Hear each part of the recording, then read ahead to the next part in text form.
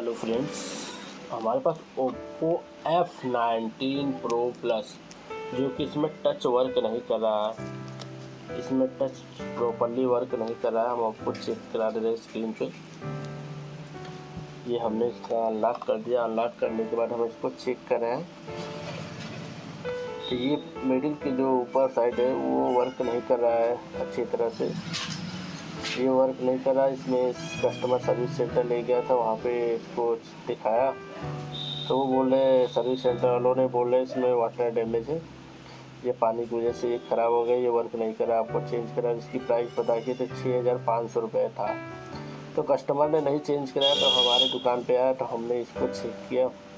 Check करने के बाद हमने इसको देखा तो ये वर्क नहीं करा। तो हमने इसका टच को फोल्डर को निकाल के इसको बाहर से इसका जो टच हुआ है, जो टच लेवल है, जो टच का कनेक्शन है, हमने उसको पेस्टिंग था उसको रिमूव करके उसको हमने रिसोल्ड कर दिया।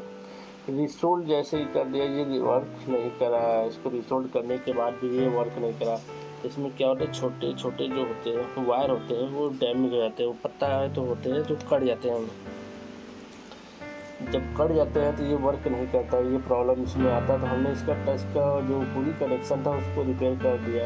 रिपेयर करने के बाद इसको रिसोल्ड करने के बाद नहीं वर्क किया। तो अब हम इसका क्या है कि टच इसको बाहर करके फोल्डर को, इसका जो आईसी है, जो इसमें छोटा एक आईसी लगा हुआ ब्लैक कलर का, उस पर हम हल्का सा हिटिंग करेंगे। तो अभी हम इसको दिखा रहे हैं आपको। हमने इसको रिसोल्ड कर दिया था। हमने ऐसे कई LCD को बनाया है, टच को बनाया है। तो हम इसी प्रकार से इसको भी बना रहे हैं। इसको हमने ये रिसोल्ड कर दिया। इसको नहीं हो रहा तो इसको 360-300 पे इसको हल्का हीटिंग पेस्ट लगा के इसको हम हल्का हीटिंग करेंगे।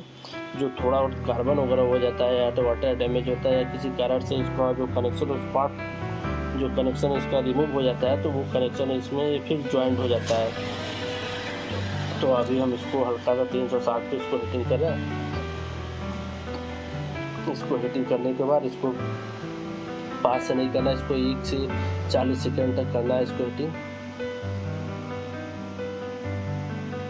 जैसे ये हीटिंग हो जाएगा तो इसको जो चीटी है उसको रिमूव नहीं करिएगा। इसको कुछ समय तक पकड़िए जब तक कि ऐसे ठंडा ना हो जाए, कोल्ड ना हो जाए, तब तक इसको पकड़ना है। अभी हमारे 1 मिनट 40 सेकेंड हो गया। अब हम इसको पकड़े रहेंगे जब तक कि ऐसे ठंडा ना हो जाए। अब हम इसको ठंडा जैसे हो गया, कोल्ड हो गया तो हम इसको अब लगा के इसको चेक कर रहे हैं फोन में। और ये हमारा ऑन हो गया। हमारा LCD जगह से भी ब्लैंक वगैरह नहीं हुआ है, क्योंकि पत्ता जो रिमूव कर लेते हैं उसको हम उसको ठीक से रिपेयर कर देंगे, रिसोल्ड कर देंगे तो हमारा वाइट नहीं होगा। इसमें वाइट का चांस ज़्यादा होता है, ब्लैंक होने का चांस ज़्यादा होता है। तो इसीलिए ओरिजिनल जो LCD होती है ना उसको छेड़छाड़ ज़्यादा नहीं किया जाता है। अगर आप छेड़छाड़ करेंगे ज़्यादा, उसको पत्ते पे ज़्यादा प्रेशर करेंगे तो वो ब्लैंक भी हो जाता है, ब्लैक हो जाता है। ब्लैक हो जाता है तो समझ लीजिए आपका जो फोल्डर है वो ख़राब हो गया।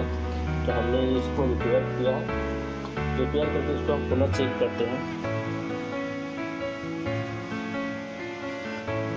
ओरिजिनल LCD एक बार अगर ख़राब हो जाता है तो फिर उसका 10% का चांस है रिपेयर में वो सॉल्व हो जाता है, नहीं तो फिर आपको पूरा फोल्डर को चेंज कराना पड़ेगा।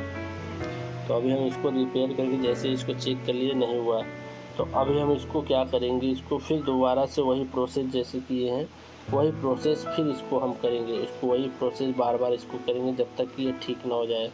नहीं ठीक हो जाएगा तो हमको फोल्डर को चेंज करना पड़ेगा। तो अभी हम ये प्रोसेस फिर इस पर ट्राई करते हैं, रिसोल्ड करते हैं। नहीं होगा तो फिर फोल्डर चेंज करते हैं।